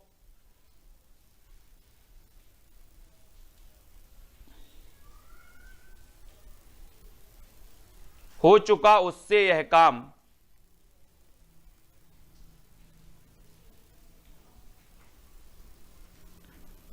तो यहां पर प्रश्न क्रमांक 9 में दोस्तों उत्तर यहां पर बता रहे हैं क्या? निषेध परक संरचना। लेकिन क्या आपको लग रहा निषेध परक संरचना? हो चुका उससे यह काम, है ना। लेकिन यहां पर अपन बोलते हैं ना कि अपन बोलते हैं कि वो एक काम कर लेगा, इसकी जो संरचना है वो निषेध परक है। कैसी संरचना है वो देखो। हमने बोला कि किशन जी यह काम कर लेंगे, तो आप क्या बोलोगे? अरे वाह, हो चुका उनसे यह काम, ऐसे ही बोलते ना। मतलब वो क्या हो जाएगी? आपकी निषेध परक संरचना हो जाएगी कि उनसे यह काम नहीं होगा। अरे हो चुका इनसे काम, है ना, ऐसे ही बोलते ना। तो यहां पर जो आपका ए है, ए नंबर, वो ही सही हो जाएगा। इस संरचना को पढ़ने का, बोलने का जो तरीका है, जो इसकी संरचना है, वो निषेध परक है। इसको कर लेंगे कैसे? हमने बोला कि किशन से, वो किशन काम कर चुका है या किशन काम कर लेगा, तो आप लोग में से कोई बोलेगा अरे सर हो चुका ये काम उनसे, है ना। तो ये जो है एक नंबर ही सही होगा। निषेध परक इसकी संरचना है, यानी कि ये नेगेटिव वे में कहा गया वाक्य है ना, तो एक नंबर ही सही होगा। इस प्रकार से भी क्वेश्चन आते हैं दोस्तों, है ना। अगर तुम मुंबई आओ तो मेरे घर अवश्य आना, वाक्य कैसा है? आज्ञा सूचक वाक्य है, इच्छा सूचक वाक्य है, या फिर विधानवाचक वाक्य है, या फिर संकेतार्थक वाक्य है। वहां पर संरचना पूछी गई और वो निषेध वाक्य उसकी संरचना हो जाएगी, है ना। नेगेटिव वे में वो बात कही जाती है कि अरे आप भी यार क्या बात कर रहे हो चुका उनसे यह काम, वो तो कभी ऐसा करते ही नहीं, है ना। अगर तुम मुंबई आओ तो मेरे घर अवश्य आना, ये कैसा है? अगर, अगर कहा गया दोस्तों, अगर मतलब क्या होता है? यहां पर एक संकेत दिया गया है कि अगर आप आओ तो मुंबई जरूर आना। तो ये आज्ञा सूचक भी नहीं है, इच्छा भी नहीं है, विधान भी नहीं है, ये हो जाएगा आपका संकेत, संकेत सूचक। अगर आओ तो, है ना, तो ये आपका 4 नंबर संकेतार्थक जो वाक्य है वो बिल्कुल सही हो जाएगा। थोड़ा सा प्रश्न को पढ़ना है और फिर उत्तर बताना है कि अगर आओ तो हमारे घर जरूर आना, ठीक है। तो ये संकेत किया गया है, उस संकेतार्थक वाक्य है। मैं अगर यहां पर बोलूं कि आप लोग अगर टाइम से लाइव क्लास में आते तो मैं पढ़ाता, है ना। तो यहां पर एक संकेत था, आपको संकेत दिया गया, अगर आप आते तो हम पढ़ाते, तो ये क्या हो जाएगा? संकेतार्थक। ऐसा ही कहा गया कि अगर आप आओ तो घर जरूर आना, मुंबई आओ तो, इस प्रकार से कहा गया वो वाक्य है। सूर्य शब्द का पर्यायवाची बताना है दोस्तों, क्या है? अंशुमाली, मरीचि, पतंग या फिर उक्त सभी। सूर्य शब्द बताना है, सूर्य का पर्यायवाची क्या होता है। और दोस्तों यहां पर आपका बिल्कुल सही आगा, देखो अंशुमाली भी होता है सूर्य का, मरीचि भी होता है और पतंग भी होता है, यानी कि ये 4 हैं। अब दोस्तों आप बोलोगे कि सर क्या बात कर रहे हैं आप, मैं पर्यायवाची पहली कक्षा से पढ़ते आ रहा हूं, सूर्य का पर्यायवाची नहीं होगा क्या मुझे पता? तो देख लो जरा, अंशुमाली भी कहते हैं, आपने कभी सोचा था कि इसे अंशुमाली भी कहा जाएगा सूर्य को? मरीचि भी कहते हैं, पतंग भी कहते हैं, काय को? सूर्य को। अंशुमाली, मरीचि, पतंग ये सूर्य के पर्यायवाची माने जाते हैं दोस्तों। बहुत कठिन होते हैं, इसलिए प्रैक्टिस करना बहुत जरूरी है। जितना ज्यादा आप प्रैक्टिस करते हो, जितना ज्यादा आप पढ़ते हो, ये पर्यायवाची, अनेकार्थी, इन सभी शब्दों में क्या हो जाएगा? आपको पकड़ बन जाएगी आपकी और आप बताने लगोगे। पंचवटी पद में कौन सा समास है? पंचवटी। और दोस्तों मैंने समास आपको बताएं, 6 प्रकार के समास होते हैं। अब जिससे समास नहीं आता वो देखो अभी के अभी समास यहां पर सीख जाएगा। कैसे सीख जाएगा? सबसे पहले दोस्तों हमने देखा, आपसे पूछा जाएगा कि समास कितने प्रकार के होते हैं। आपने बता दिया सर समास 6 प्रकार के होते हैं, ठीक है। कौन कौन से? अव्ययी भाव समास, द्विगु समास, कर्मधारय समास, द्वंद्व समास, तत्पुरुष समास और एक और है बहुब्रीहि समास। ये 6 प्रकार के आपके समास होते हैं। पहले मैं बता दूं कि पंचवटी पद में कौन सा समास है। तो पंचवटी दोस्तों यहां पर आपका आता है पंचवटी, यानी कि 5 बटों का समूह है, यानी कि जो आपका द्विगु समास है 2 नंबर है वो सही हो जाएगा। अब दोस्तों आपको ये एक याद रख लेना है कि जहां पर संख्या शब्द आए, जैसे पंच यानी कि 5 आया, यहां पर 5, यहां पर जहां पर ऐसी संख्या लगे तो वहां पर द्विगु लगा लेना, लेकिन अगर तीसरा अर्थ निकले तो वहां पर बहुब्रीहि लगाना, भले ही संख्या हो और तीसरा अर्थ निकले तो बहुब्रीहि लगा देना। ठीक है, याद रख लेना है। और अव्ययी भाव समास में प्रथम पद जो होता है वो अव्यय होता है, उपसर्ग होता है। ठीक है, कर्मधारय समास में प्रथम पद दूसरे पद की विशेषता बताता है। द्वंद्व समास में एक दूसरे के क्या होते हैं, विलोम होते हैं, एक दूसरे में द्वंद्व होता है। जैसे अगर मैं बोलूं कि माता पिता, माता का विलोम क्या होगा, पिता। ठीक है, तो इस प्रकार से अगर विलोम शब्द आते हैं तो वहां पर द्वंद्व समास हो जाता है। कर्मधारय समास में मैंने यहां पर लिखा कमल है ना, और कमल है, और यहां पर लिख दिया मैंने नील कमल। तो ये जो नील है दोस्तों प्रथम पद है, और ये नील किसकी विशेषता बता रहा है, कमल की विशेषता बता रहा है, यानी कि नील कमल में जो आपका हो जाएगा कर्मधारय समास हो जाएगा। ठीक है, इसको याद रख लेना है ना। तो कर्मधारय समास आपको याद हो गया कि सर प्रथम पद अगर द्वितीय पद की विशेषता बतलाए तो वहां पर कर्मधारय समास होता है। ठीक है, और द्विगु समास में संख्या आती है। ठीक है, तो द्विगु समास होता है। अव्ययी भाव समास में उपसर्ग भी आता है और अव्यय भी आता है। ठीक है, तो इन चीजों को याद रख लेना है। और दोस्तों आपका मामूली शब्द कैसा है, मामूली, तत्सम, ये मामूली सा दिखने वाला शब्द बताना है, ये तत्सम है, विदेशी है, तद्भव है या फिर देशज है। मामूली शब्द ये कौन सा माना जाएगा, नीला है जो कमल, बिल्कुल सही किशन जी। और आपको बताना है प्रश्न क्रमांक 13 का, और 13 का जो आपका राइट आंसर होगा वो होगा विदेशी, है ना। विदेशी मामूली शब्द कैसा है दोस्तों, ये विदेशी माना जाता है। बोले तो ये तो मामूली शब्द है, ये विदेश का ही होगा, है ना। तो ये विदेशी माना जाता है। अब आपको शब्द भी पढ़ने हैं, तत्सम, तद्भव, है ना, देशज, विदेशी, संकर शब्द भी होते हैं। ये शब्द आपको पढ़ने हैं दोस्तों, कौन सा तत्सम है, कौन सा तद्भव है, कौन सा विदेशी है, इनको पढ़ना है। और यहां से एक क्वेश्चन आपका आएगा तत्सम तद्भव से, इन शब्दों से। ठीक है, और ये विदेशी आपका बिल्कुल सही होगा। मध्य प्रदेश में प्रकाशित स्वास्थ्य संबंधी पत्रिका कौन सी है दोस्तों, स्वास्थ्य संबंधी। तो स्वास्थ्य संबंधी में 4 विकल्प हमने दिए आपको, आरोग्य धाम, निरोग धाम, सुजीवन या फिर स्वास्थ्य वाटिका। तो कौन सी ऐसी पत्रिका है जो मध्य प्रदेश से प्रकाशित है और स्वास्थ्य संबंधित है। मैंने आपको अभी बताया था दोस्तों, जब तक आप उत्तर बताओ, जब तक मैं थोड़ा सा कुछ फैक्ट आपको बता दूं कि मध्य प्रदेश का प्रथम समाचार पत्र था ग्वालियर अखबार, ग्वालियर से प्रकाशित हुआ था। और दोस्तों ये उर्दू भाषा में प्रकाशित हुआ था, मध्य प्रदेश का प्रथम था। लेकिन अगर आपसे पूछा जाए कि मध्य प्रदेश का प्रथम समाचार पत्र, हिंदी में प्रकाशित होने वाला प्रथम समाचार पत्र कौन था, तो आप टिक करके आना मालवा अखबार। और ये दोस्तों इंदौर से प्रकाशित होता था। ठीक है, और यहां पर मध्य प्रदेश से प्रकाशित स्वास्थ्य संबंधी जो पत्रिका आपसे पूछा गया तो आप बता देना निरोग धाम, है ना। हमारा जो स्वस्थ है वो कैसा, हमारी बोले निरोगी काया होनी चाहिए। सबसे बड़ा सुख क्या है, बोले सर निरोगी काया। पैसे ऐसे तो होते रहते हैं आजू बाजू, कभी हमारे पास कभी आपके पास, लेकिन सबसे बड़ा सुख निरोगी काया, है ना। तो ये स्वास्थ्य संबंधी जो पत्रिका है वो निरोग धाम है। 2 नंबर आपका बिल्कुल सही हो जाएगा, निरोग धाम। ठीक है, फिर आपसे पूछा जाता है जयशंकर की कृति कौन सी है दोस्तों, आपको 15 का उत्तर बताना है। रचनाओं में से भी एक क्वेश्चन पूछा जाएगा, रचनाएं भी हमें कवियों की याद करनी है। आपने पढ़ी हैं बहुत सारी रचनाएं और रचनाओं में पढ़नी है। और एक दोस्तों मैं जब आज हिंदी साहित्य वालों को पंक्तियां पढ़ा रहा था तो मैंने उन्हें पंक्तियां पढ़ाते पढ़ाते क्या पढ़ाया कि देसिल वैना सब जन मिठा, ये पंक्ति किसकी है, देसिल वैना सब जन मिठा।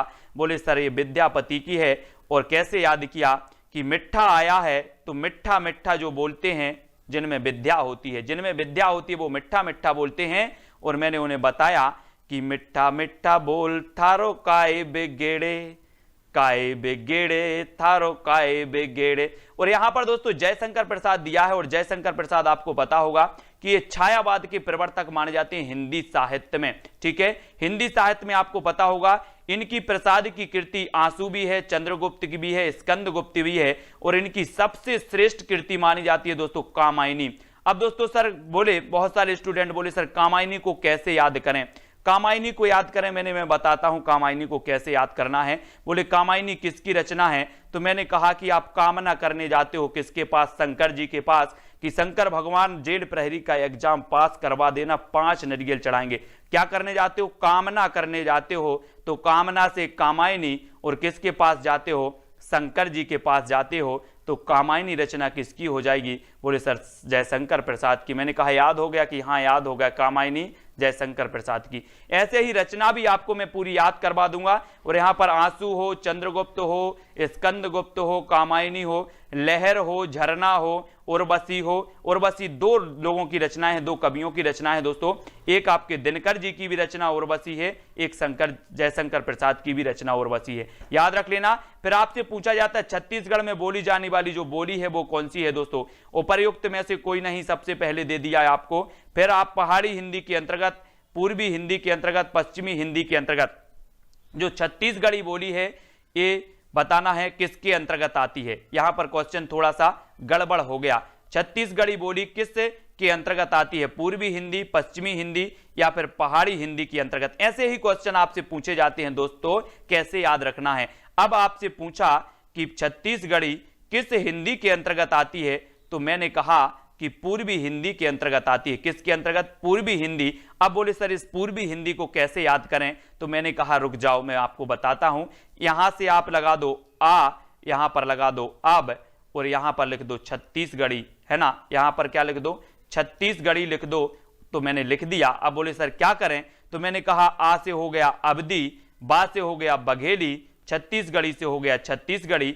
अगर आपसे कभी पूछा जाए आपको क्या याद रख लेना है, अब छत्तीसगढ़ी। अब छत्तीसगढ़ी, तो आ से अवधी पूर्वी हिंदी की है, बघेली पूर्वी हिंदी की है, छत्तीसगढ़ी भी पूर्वी हिंदी की है, तो आपकी ये छत्तीसगढ़ी है किसकी हो जाएगी, पूर्वी हिंदी की हो जाएगी। कोड क्या याद रखा, अब छत्तीसगढ़ी। क्या याद रखा, अब छत्तीसगढ़ी, अवधी, बघेली और छत्तीसगढ़ी। अब आपसे कभी भी पूछा जाएगा कि बघेली किस बोली किसके अंतर्गत आती है, आप बता देना पूर्वी हिंदी। अवधी किसके अंतर्गत आती है, पूर्वी हिंदी, ठीक है। छत्तीसगढ़ी किसके अंतर्गत आती है, पूर्वी हिंदी के, ठीक है। तो अब तो कभी नहीं भूलोगे आप पूर्वी हिंदी की भाषा बोलियों को, कभी नहीं भूलना है, ठीक है। फिर विलोम शब्द युग में कौन सा नहीं है, तो कौन सा नहीं है जल्दी बताना है। उपर्युक्त, अधोलिखित, सामान्य, अद्वितीय, मान, अभिमान या सबल, निर्बल। यानी कि प्रश्न क्रमांक 17 का उत्तर बताना है। क्या हो जाएगा, तो विलोम शब्द युग में नहीं है तो कौन सा नहीं है। और बहुत बढ़िया आपको बताना है, विलोम आप लोग समझते एक दूसरे के विलोम, है ना। तो आपको बता है मान का क्या होता है, अभिमान। सामान्य का क्या होता है दोस्तों, यहां पर जो है नहीं पूछा है, तो कौन सा नहीं है। उपर्युक्त का अधोलिखित ये तो है, सामान्य का अद्वितीय, है ना। कोई सामान्य चीज है, कोई अद्वितीय है, यहां पर नहीं है पूछा है, तो मान का अभिमान, है ना। अभिमान ये नहीं है दोस्तों, मान और अभिमान एक ही हो जाएंगे, है ना। अपन बोलते ना उसे तो अभिमान हो गया है, उसे मान हो गया है, उसे मान की जरूरत है। सबल और निर्मल ये भी है, तो यहां पर नहीं है पूछा गया, यानी कि 3 नंबर आपका सी नंबर बिल्कुल जिन्होंने भी बताया है उनका आंसर मान, अभिमान बिल्कुल सही हो जाएगा। फिर आपको बताना है कि शुद्ध वाक्य कौन सा है। चाहे जैसे हो तुम वहां जाओ, चाहे जैसे हो तुम वहां जाओ, मेरे लिए ठंडी बर्फ लाओ, हम तो अवश्य ही जाएंगे, तब शायद यह काम जरूर हो जाएगा। तो शुद्ध आपका पता है कौन सा हो जाएगा, शुद्ध वाक्य। शुद्ध वाक्य का चयन करना है, और शुद्ध वाक्य का चयन करते करते हमने लगा लिया, क्या लगा लिया दोस्तों, चाहे जैसे हो तुम वहां जाओ, मेरे लिए ठंडी बर्फ लाओ। यहां पर 2 है, क्या हो गया दोस्तों, बर्फ कैसी होती है, ठंडी ही होती है, तो ठंडी लगाने की क्या जरूरत थी, ठंडी बर्फ लाओ। बर्फ गर्म होती क्या, जल्दी से बताओ कमेंट में, बर्फ क्या गर्म होती, नहीं होती ना, तो सीधे बोल देते कि मेरे लिए बर्फ लाओ। ठंडी लगा दिया, बोले सर ठंडी लगा दिया तो गलत हो गया, हम तो अवश्य ही जाएंगे, है ना। ये ही लगा दिया, ही अवश्य मतलब होता है दोस्तों कि हम जाएंगे ही, है ना। ही नहीं लगना था, यहां पर ही गलत हो गया, तब शायद यह काम जरूर हो जाएगा, है ना। तो ये भी आपको याद रख लेना है। और शायद भी लगा दिया और जरूर भी लगा दिया तो यहां पर ये गलत हो जाता है। थोड़ा सा अपन को क्वेश्चन पकड़ना है, तो यहां पर शायद गलत हो जाए यहां पर ही भी गलत हो गया, ये नहीं लगाना था, और बर्फ जो है ये भी नहीं लगाना था। तो चाहे जैसे हो तुम वहां जाओ, ये आपका 1 नंबर बिल्कुल सही हो जाता है। ठीक है, 1 नंबर। तो इस प्रकार से शब्दों को आपको पूछा जाता है दोस्तों, और ये गलत हो जाते हैं अपने शब्द। शुद्ध शब्द आपको बताना है। परीक्षा क्या ऐसा लिखा जाता है? आप लोग परीक्षा दे रहे हैं, ऐसा लिखा जाता है क्या? परिणति, प्रसाद, प्रांगण। अब इनमें से शुद्ध शब्द कौन सा है? यानी कि प्रश्न क्रमांक 19 का उत्तर बताना है। अगर आप हिंदी में दोस्तों जितना ज्यादा प्रैक्टिस करते हो, पढ़ते रहते हो, तभी आपको देखना है कि परिणति, यहां पर ना तो परीक्षा है, परिणति जो है, परिणति, ये आपका बिल्कुल सही है ना। बोलते हैं ना अपन, उसकी अच्छी परिणति हो जाती। परिणति मतलब होती भावना, है ना। तो आपका जो 2 नंबर है बिल्कुल सही हो जाता है। और आपका पूछा जाता है कि समोच्चारण भिन्नार्थक शब्द योग में नहीं है, तो कौन सा नहीं है? समोच्चारक और भिन्नार्थक, रोटी, पराठा, अवलंब, अविलंब, अचर, सचर, असक्त या फिर असक्त। और बताना है कि कौन सा शब्द योग में समुच्चारित भिन्नार्थक नहीं है, कौन सा हो जाएगा दोस्तों?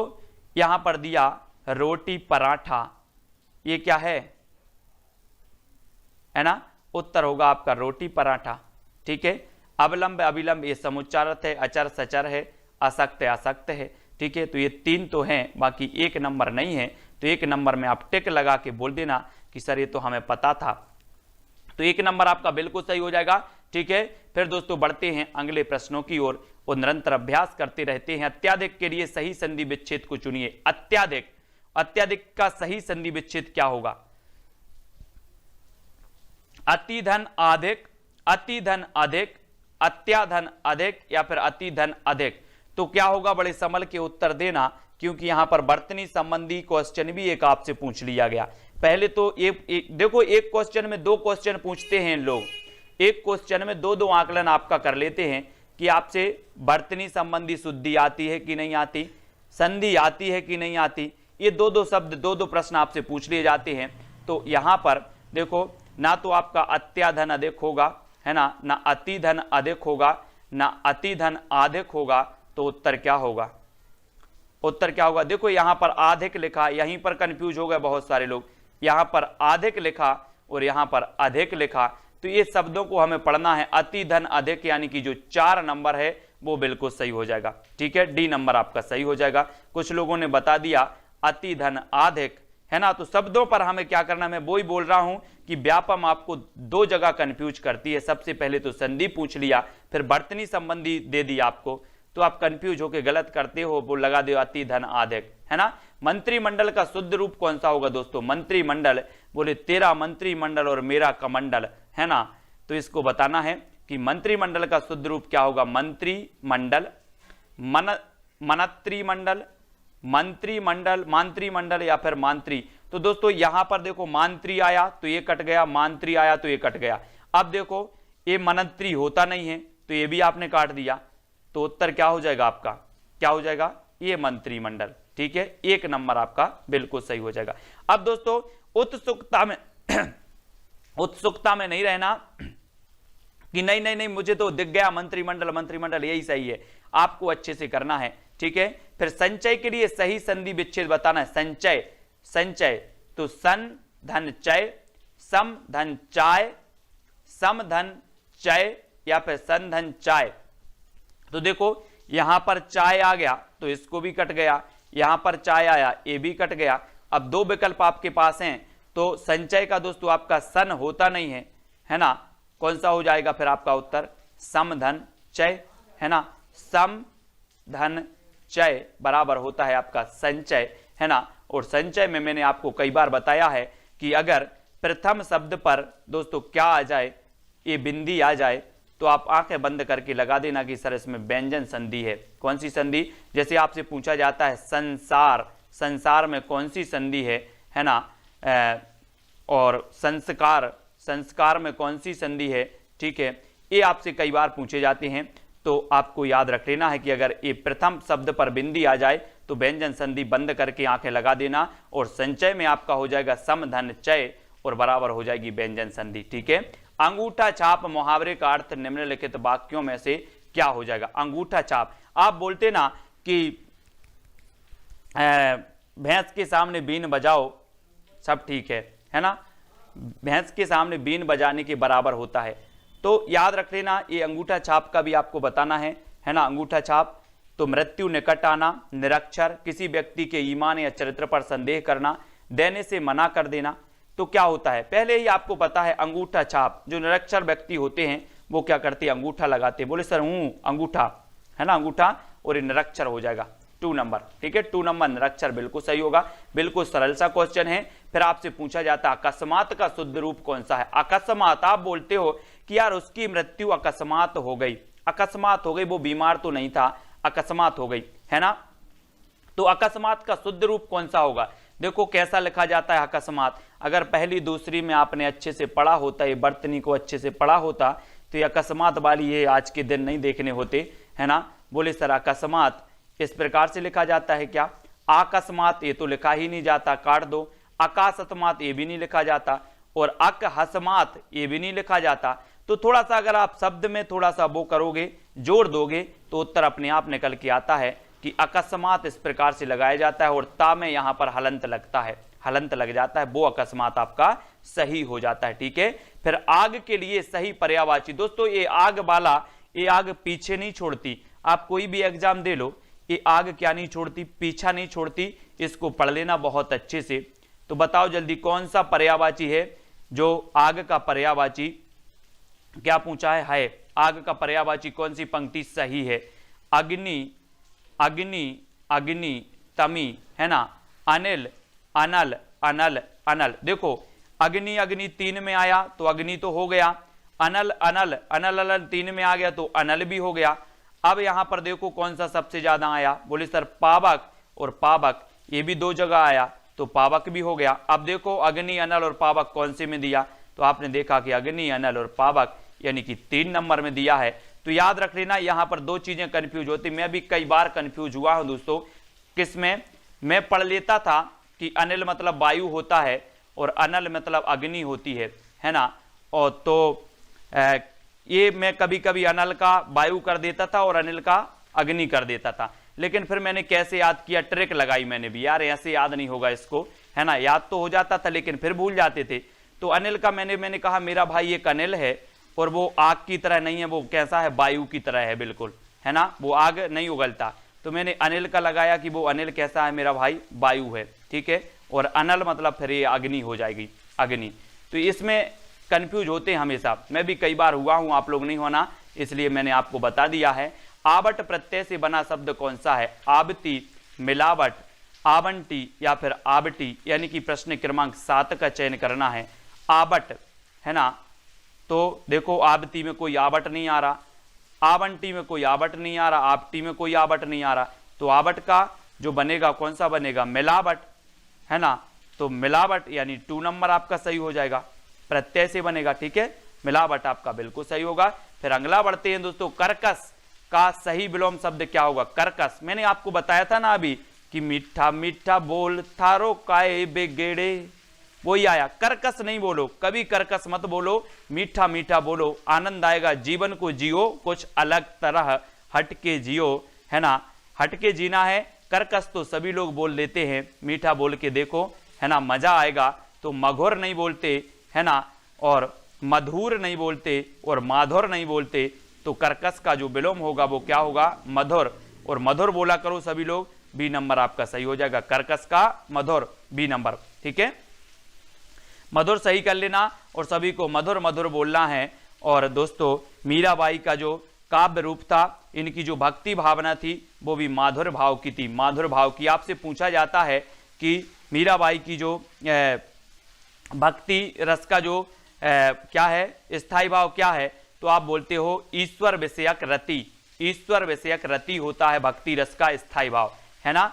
और ये ईश्वर विषयक रति जो थी दोस्तों, यही रति था किसके अंदर, मीराबाई के अंदर, है ना। इन्होंने कहा था, क्या कहा था, इनकी एक पंक्ति बहुत ही बढ़िया है, मैं आपको सुनाता हूं। घायल की गति घायल जाने और न जाने कोई, मीराबाई ने कहा था, है ना। और यहां पर अद्भुत रस का स्थायी भाव बताना है, तो उत्तर आपका क्या हो जाएगा, अद्भुत। दोस्तों किसी भी चीज को देखकर हमारे अंदर आश्चर्य के भाव होते हैं, यार आश्चर्य हो रहा है, अद्भुत चीज है वो, है ना, आश्चर्य हो गया तो ये विस्मय होता है, विस्मय, है ना, विस्मय या आश्चर्य। ठीक है, तो अद्भुत रस का होता है विस्मय। सी नंबर आपका बिल्कुल सही हो जाएगा, सी नंबर। बहुत सारे लोगों ने बिल्कुल सही बताया है। फिर आपसे पूछा है बी उपसर्ग से बना शब्द कौन सा है, यानी कि प्रश्न क्रमांक 10। वी उपसर्ग बताना है दोस्तों कौन सा है।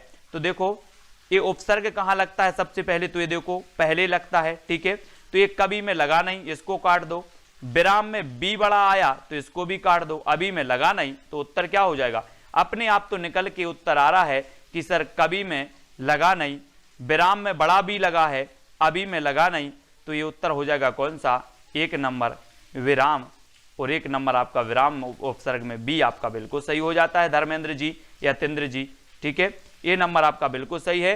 फिर अगला क्वेश्चन हम देखेंगे कि वेतन के बिना कार्य करने वाले के लिए एक शब्द कौन सा होगा। 11 दोस्तों, वेतन के बिना कार्य करने वाला क्या कहेगा, बिना वेतन का। बिना वेतन हम बोलते नहीं इसको, है ना, और इसको क्या बोलेंगे, अवैतनिक। अवैतनिक भी नहीं बोलते, अवैतनिक भी नहीं बोलते, तो हम उसे एक शब्द में बोलेंगे कि वेतन के बिना कार्य करने वाला उसे बोला जाता है अवैतनिक। क्या बोला जाता है, अवैतनिक।